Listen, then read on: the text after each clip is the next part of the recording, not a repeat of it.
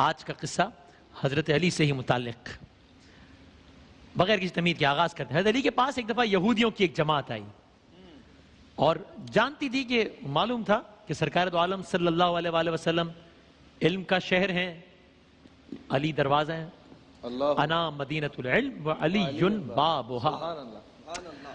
تو یہ اپنے طور پر یہ سوچ کر آئے تھے کہ اگر کسی طرح ہم نے، یہ نادان یہ سوچ کر آئے تھے، کسی طرح ہم نے اگر ان کو، حضرت علی کو علمی بنیاد پر شکست دے دی تو اس سے مسلمانوں پر بہت غلط اثر پڑے گا۔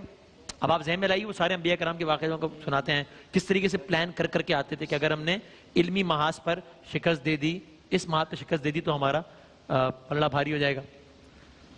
تو بہرحال یہ جماعت بھی یہی سوچ کر آئی، کہنے لگے اگر علمی بنیاد پہ شکست دے دی ہر طرف ہمارا ڈنکا بجنے لگے گا۔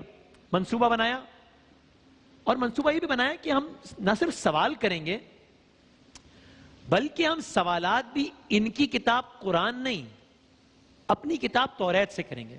اچھا جی، اور اگر حضرت علی علیہ السلام ہمارے سوالات کے جوابات دینے کے لیے تیار ہو گئے، بس صرف وہ حامی بھر لیں کہ ہمارے سوالات کے جوابات، وہ کہیں گے ہاں میں دے دوں گا تمہارے سوالات کے جوابات، تو ہم جیت جائیں گے۔ کیسے؟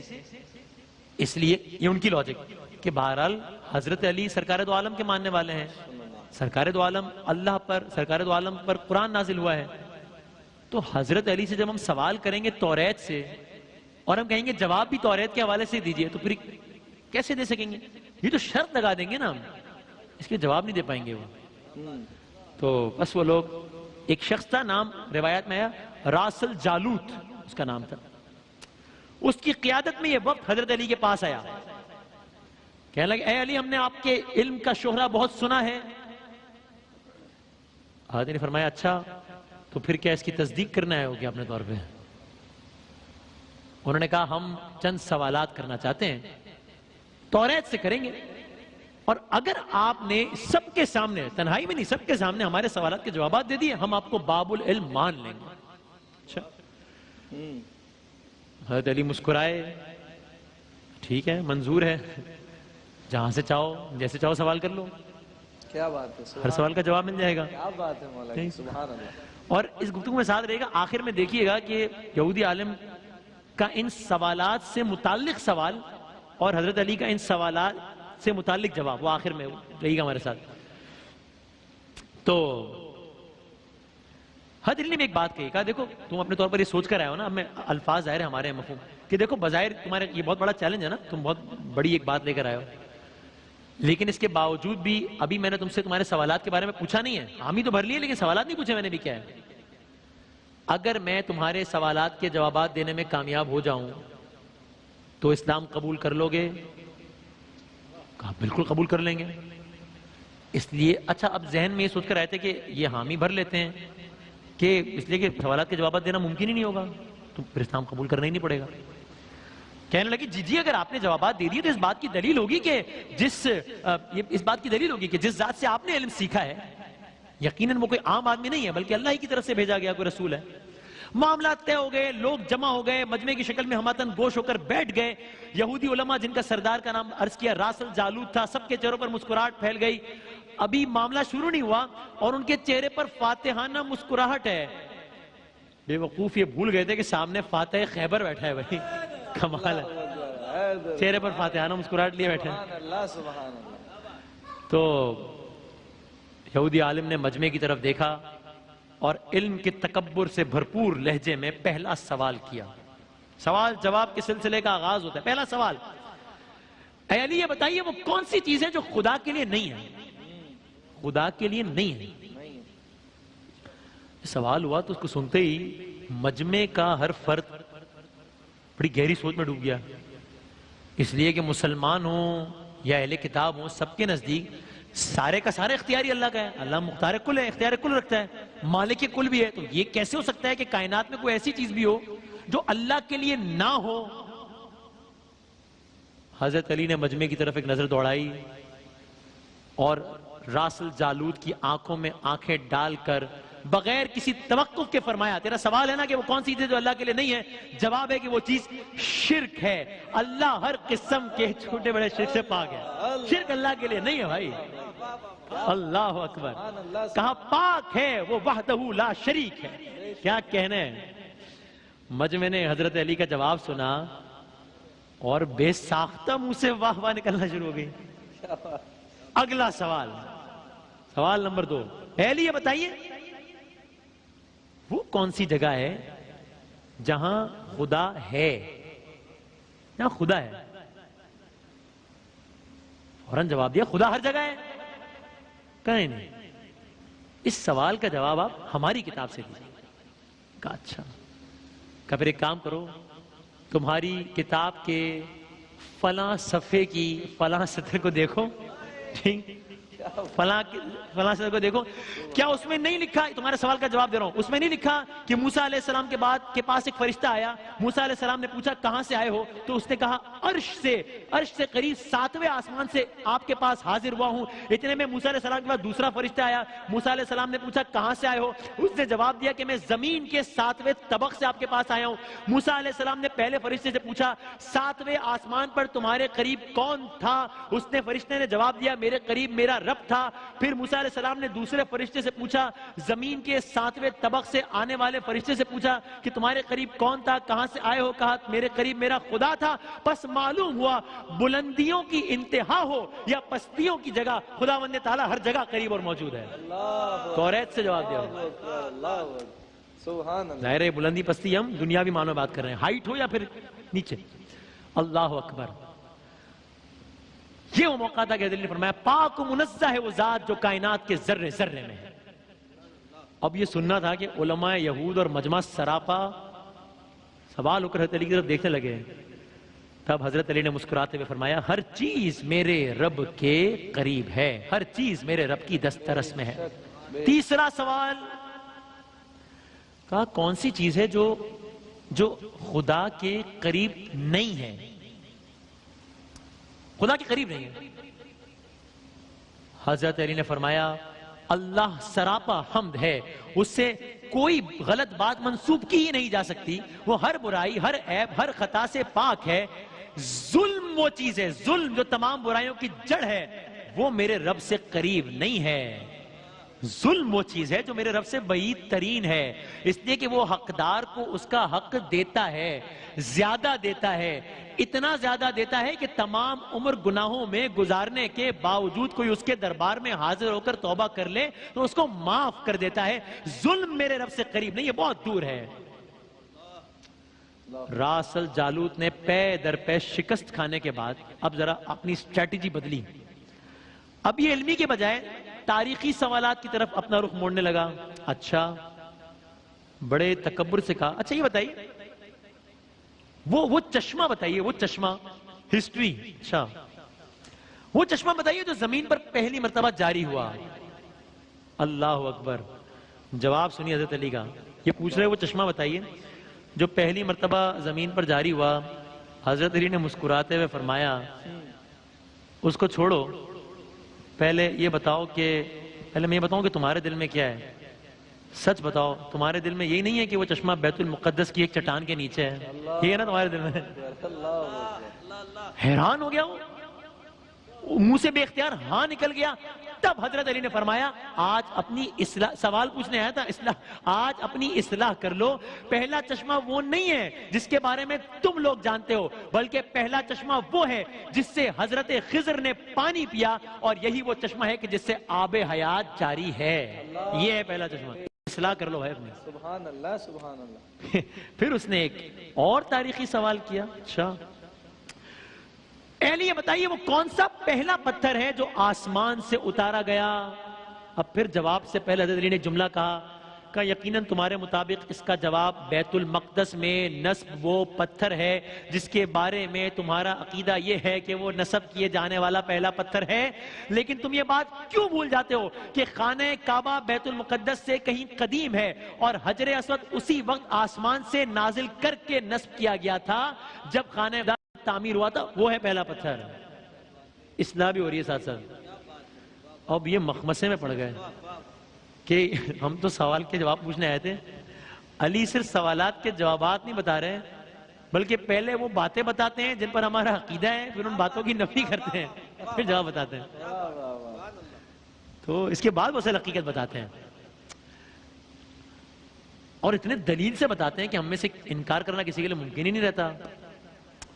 مجمع سمجھ رہا تھا کہ وہ اب بھی یہودی ہے، حالانکہ حضرت علی کے جوابات غیر محسوس طریقے سے ان کی یہودیت ختم کر رہے تھے اور ان یہودیوں کو اسلام کے قریب کرتے جا رہے تھے. اس کے بعد ایک اور سوال پوچھا، آج کل کی زبان میں کہوں تو اپنے طور پر بڑا سائنسی سوال پوچھا یہ بتائیے وہ کون سی چیز ہے جو مسلسل کم اور زیادہ ہوتی رہتی ہے، مسلسل کم اور زیادہ ہو رہی ہے، کون سی چیز ہے؟ حضرت علی نے فرمایا غور نہیں کرتے، تم اپنے ماہ سال پر غور کرو تو خود ہی اس کا جواب مل جائے گا. کیسے؟ کہا کوئی دن اگلے دن کے برابر نہیں ہوتا، اسی طرح گزشتہ رات اگلی رات سے چھوٹی بڑی ہوتی ہے، وہ چیزیں جو برابر نہیں ہیں. گفتگو آگے بڑھی، اگلا سوال پوچھا گیا، زندہ رہنے کی پہچان سانس لینا ہے، کیا کائنات میں کوئی ایسی چیز بھی ہے جو زندہ بھی ہے لیکن سانس بھی نہیں لے رہی؟ اس سوال کے جواب میں پورا مجمع ایک لمحے کے لیے غور و فکر کے سمندر میں ڈوب گیا. پھر جواب نہ پاتا، پھر مایوس ہو کر جواب نہ پاتا. ہر ایک کی نظر حضرت علی کے چہرے کی طرف ہے اور حضرت علی ہر سوال کے جواب میں اس لیے بھی توقف کرتے ہیں کہ لوگ بھی اپنے عقل کے گھوڑے دوڑا لیں. ٹھیک، اگر کسی کے ذہن میں کوئی جواب آتا ہے تو آ جائے. ہاں، اللہ اکبر. پھر آپ نے جواب دیا، کتاب میں لکھا ہے نا، کتاب کا حوالہ ہے، کتاب میں لکھا ہے صبح جب نکلتی ہے تو سانس لیتی ہے، درج ہے نا، صبح جب نکلتی ہے تو سانس لیتی ہے، حالانکہ صبح نہ روح رکھتی ہے اور نہ وہ جاندار ہے. تو یہ ایک ایسی شے ہے جو ایگزسٹ کرتی ہے، سانس نہیں لیتی. اگلا سوال کہا یہ بتائیے زمین کا وہ کون سا مقام ہے جہاں پر سورج کی کرنیں ایک مرتبہ تو پڑی لیکن پھر اس کے بعد کبھی وہاں روشنی کی کوئی کرن نہ پڑی؟ عجیب، زمین کا مقام جہاں سورج کی کرنیں صرف ایک مرتبہ پڑی پھر دوبارہ نہ پڑی. حضرت علی نے فرمایا ہاں یہ سمندر کا وہ مقام ہے جہاں سے موسیٰ علیہ السلام اور ان کی قوم گزری تھی اور وہ اللہ کے حکم سے 2 حصوں میں تقسیم ہو گیا تھا. بس گزرتے ہوئے سورج کی کرنیں وہاں پر پڑی تھی، پھر اس کے بعد دوبارہ سورج کی کرنیں وہاں نہیں پہنچی. اللہ اکبر، اللہ اکبر، اللہ اکبر. اگلا سوال کیا وہ کون سی 2 چیزیں ہیں جو ہمیشہ غائب رہتی ہیں اور وہ کون سی 2 چیزیں ہیں جو ہمیشہ حاضر رہتی ہیں؟ فرمایا جو آسمان و زمین ہے نا ان کی طرف دیکھو، آسمان و زمین کی طرف دیکھو، وہ تمہیں کبھی غائب نظر نہیں آئیں گے، وہ ہمیشہ حاضر رہتے ہیں. اور موت اور زندگی کو ڈھونڈو، ان کے بارے میں تمہیں کبھی نہیں پتا چلے گا کہ وہ کہاں ہیں اور کب آ جاتے ہیں. اگلا سوال کون سی چیز ہے جس کا خالق خود اللہ ہے، خالق خود اللہ ہے لیکن اللہ اس کے بارے میں سوال کرتا ہے؟ عجیب، کون سی چیز ہے جس کا خالق اللہ ہے اور اللہ ہی اس کے بارے میں سوال کرتا ہے؟ حضرت علی نے بغیر کسی وقفے کے ایک کے بعد ایک جوابات دینا شروع کر دیے. فرمایا حضرت موسیٰ کے عصا کا خالق خود اللہ تعالیٰ ہی تھا اور اس کے بارے میں موسیٰ علیہ السلام سے سوال کرنے والا بھی اللہ تعالیٰ ہی تھا. قرآن مجید کی ایک آیت کا ترجمہ ہے اے موسیٰ یہ تیرے ہاتھ میں کیا ہے؟ تو یہ وہ چیز ہے جس کو اللہ نے بنایا، اللہ ہی نے اس کے بارے میں سوال کیا. اللہ اکبر. اگلا سوال، وقت میں تیزی سے آگے بڑھتا ہوں، پوچھا بیت اللہ کا طواف ذی حیات کرتے ہیں، جن کے اندر حیات ہوتی ہے وہ کرتے ہیں بیت اللہ کا طواف، یا وہ کرتے ہیں جن میں جو جن ہوں یا ملائکہ ہوں؟ نہیں، کیا کبھی کسی بے جان شے نے بھی طواف کعبہ کیا ہے جو جاندار نہ ہو؟ اس نے طواف کعبہ کیا ہے؟ حضرت علی نے جواب دیا ہاں کیا ہے. وہ کشتی نوح ہے کہ طوفان کے دوران جب وہ اس مقام سے گزری جہاں پر بیت اللہ تھا تو کشتی نے بیت اللہ کے 7 چکر لگائے تھے. بے جان چیز ہے اور بیت اللہ کا طواف کیا ہے. اللہ اکبر. بس اب گفتگو اپنے پیک پر پہنچ رہی ہے. اب ذرا گفتگو کا سوال و جواب کا سلسلہ دیکھیے گا. اب اس کو لگا کہ یہ تو کوئی بات ہی نہیں بن پا رہی. اب اس نے، جس کو میں اپنے الفاظ میں کہوں گا، اپنا ٹرمپ کارڈ کھیلا اپنے طور پر کہ اب یہ جو ہے نا، مطلب اب یہ آخری پتہ ہے اور اپنے طور پر یہ سوچ بھی رہا ہے کہ اب میں یقیناً کامیاب ہو جاؤں گا. کہا علی کچھ سوالات پوچھنا چاہتا ہوں، جوابات دیجیے گا. یکے بعد دیے رہے. کہا ہاں پوچھو. سوال جواب کا آغاز ہوا. پوچھتا ہے علی وہ کون سا ایک ہے جس کا 2 نہیں؟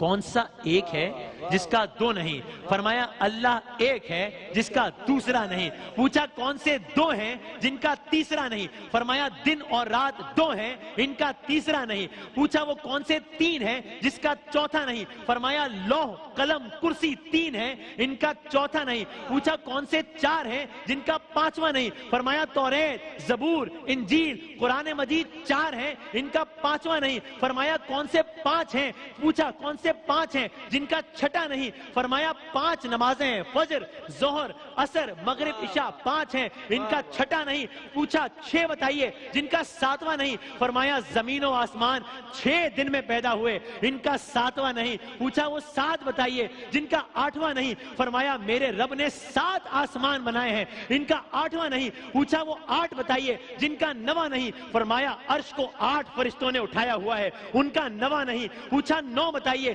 جن کا 10واں نہیں؟ فرمایا اللہ نے فرمایا، آپ کو یاد ہوگا، فرمایا اللہ نے فرمایا ہے حضرت صالح کی قوم میں 9 بڑے کافر سردار تھے ان کا 10واں نہیں۔ پوچھا اچھا وہ 10 بتائیے جن کا اب مجمع میں ایک عجیب و غریب کیفیت طاری ہو رہی ہے اور وہ یہودی عالم بھی سوچ رہا ہے کہ یہ تو معاملہ کہاں کا کہاں چلا گیا، لیکن سوال جاری رکھے ہوا ہے۔ پوچھا وہ 10 بتائیے جن کا 11واں نہیں؟ فرمایا حج کے موقع پر قربانی نہ ہو تو 7 روزے حرم میں 3 روزے گھر پر رکھنے کا حکم ہے، یہ ہو گئے 10۔ یہ 10 ہیں جن کا 11واں نہیں۔ پوچھا سوالات جاری رکھ رہا ہے۔ پوچھا وہ 12واں بتائیے جن کا 13واں نہیں؟ فرمایا سال کے 12 مہینے ہوتے ہیں ان کا 13واں نہیں۔ کہا وہ 13واں بتائیے جن کا 14واں نہیں؟ فرمایا حضرت یوسف علیہ السلام نے جب خواب میں دیکھا تھا تو دیکھا تھا کہ اس میں 11 ستارے، سورج اور چاند کو دیکھا، یہ 13 تھے ان کا 14واں نہیں۔ کیا بات ہے، سبحان اللہ سبحان اللہ سبحان اللہ اللہ اکبر، اللہ اکبر، کیا اللہ اکبر، سبحان اللہ سبحان اللہ۔ یعنی میں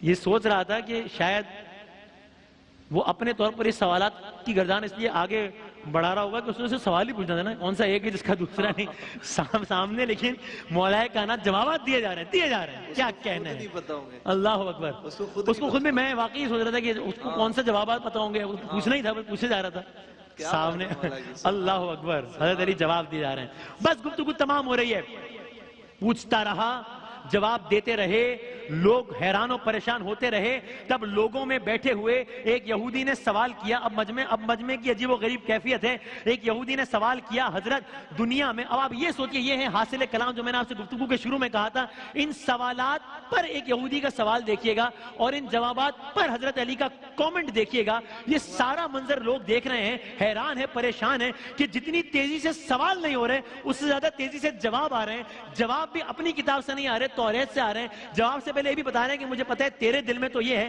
لیکن اصل جواب تو یہ ہے۔ اب یہودی نے سوال کیا حضرت دنیا میں ہر آدمی سوچ کر جواب دیتا ہے، آپ ایسے جواب دے رہے ہیں جیسے سارے سوال اور ان کے جوابات آپ کو ازبر ہو۔ حضرت علی نے جواب میں اس سے ایک سوال پوچھ لیا، کہا یہ بتاؤ، وہ اس سے یہ پوچھا کہ آپ نے تو سوچے بغیر جواب دے دیا۔ حضرت علی نے اس سے فوراً سوال پوچھا تیرے ہاتھ میں انگلیاں کتنی ہیں؟ فوراً بولا 5۔ کہا ارے تو نے بھی تو فوراً سوچے بغیر جواب دے دیا۔ کہا یا علی یہ کیسی بات ہے، مجھے معلوم ہے کہ میرے ہاتھوں کی 5 انگلیاں ہیں۔ مسکرا کر حضرت علی نے کہا کہ مجھے بھی یہ سارے علم ایسے ہی ازبر ہیں جیسے تجھے یہ معلوم ہے کہ تیرے ہاتھوں میں 5 انگلیاں ہیں۔ کیا بات ہے مولا، اللہ اکبر، سبحان اللہ۔ میں علی کے سامنے سارے راز ایسے ہی کھلے ہوئے ہیں، بے شک بے شک۔ یعنی جب تک میں نے گفتگو کا یہ حصہ نہیں دیکھا تھا تو ایک تمام تر ایمان کے باوجود ایک کیوریوسٹی میں تھا کہ کیسے اس مثال کا سب سمجھ میں آ گیا۔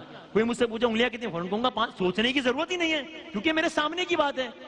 حضرت علی کے سامنے اس انداز سے ہے سارا معاملہ، ضرورت ہی نہیں ہے سوچنے کی۔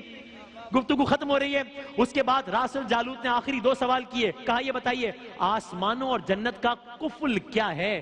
آپ نے جواب دیا شرک، شرک سے ان کے دروازے بند ہو جاتے ہیں۔ آخری جملہ فرمایا اچھا تو پھر اس آسمان و زمین کا تالا پہلے پوچھا کیا ہے تو بتایا کہ تالا ہے شرک۔ آخری جملہ، سوال آخری، فرمایا اچھا تو پھر یہ بتائیے اس تالے کی چابی کیا ہے؟ آپ نے فرمایا میرے مصطفیٰ کا عشق ہے اس کی چابی۔ عشق کا ابتدائی اظہار کلمے سے ہوتا ہے، بس حضرت علی نے کلمہ پڑھا، ساتھ ہی کلمے کا سننا تھا۔ یہودی علماء خود اور خود راسل جالوت نے بے اختیار کلمہ پڑھا، سب کے سب دائرہ اسلام میں داخل ہو گئے۔ محمد رسول اللہ، اللہ اکبر۔